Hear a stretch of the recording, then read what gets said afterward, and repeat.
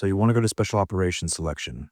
Cool, but let me say something you probably won't hear from the gym bros, the influencers, or that dude on YouTube yelling at you to be more hardcore. Toughness isn't enough. It's not even close. Everyone thinks that this game is about pain tolerance, about how much you can suffer. And yeah, there's suffering, there's plenty of it. But that's not what gets guys selected. That's not what gets guys respected. And that's not what keeps you from becoming a liability on the field. So let's go deeper. Let's talk about the myth of toughness. If you look around you at the gym, you'll see guys putting up big numbers. They're doing ice baths, which is great. And they're screaming through the workouts. They're trying to prove to the world and themselves that they're tough enough. But in selection, toughness isn't what gets tested. Everything gets tested. So the guy who deadlifts 500 but can't keep his mouth shut when things go sideways, he's toast.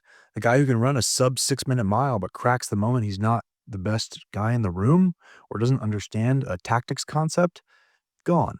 The guy who's shredded, jacked, explosive, but can't control his emotions or his breathing under stress, he's a danger. There's no spot there for him. You need something deeper than toughness. You need composure. You need emotional discipline. You need mental clarity when everything around you is absolute chaos. So the real test, what's actually being tested is your ego, your ability to listen, your emotional control, your consistency, your leadership under fatigue, your ability to make decisions with zero certainty and zero time. And nobody cares if you're the loudest one in the gym, racking the weights. They care who shows up when it's dark, cold, and there's no one else clapping. They care who stays calm when a teammate screws up and who owns a responsibility when the team gets smoked. And guess what?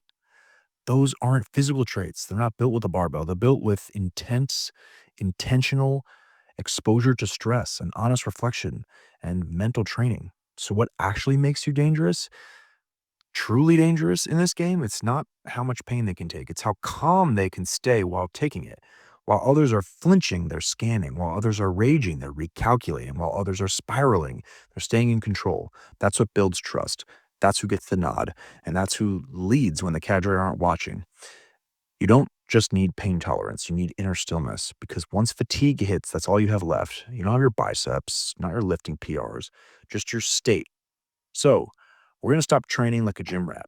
If your training is just weights and pre-workout hype, then you're already behind. Selection doesn't care how strong you are in the gym.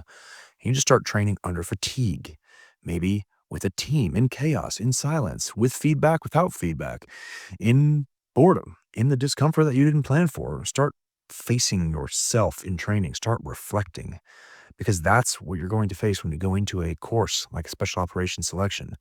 The truth is that toughness, yes, is a baseline, but everybody there is tough. But there are few who are disciplined, mentally disciplined, emotionally regulated.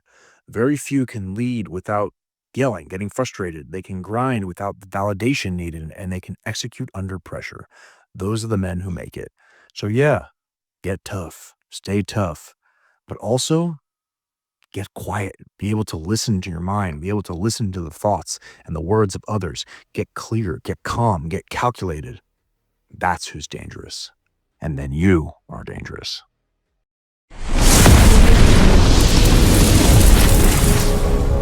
Audio Jungle.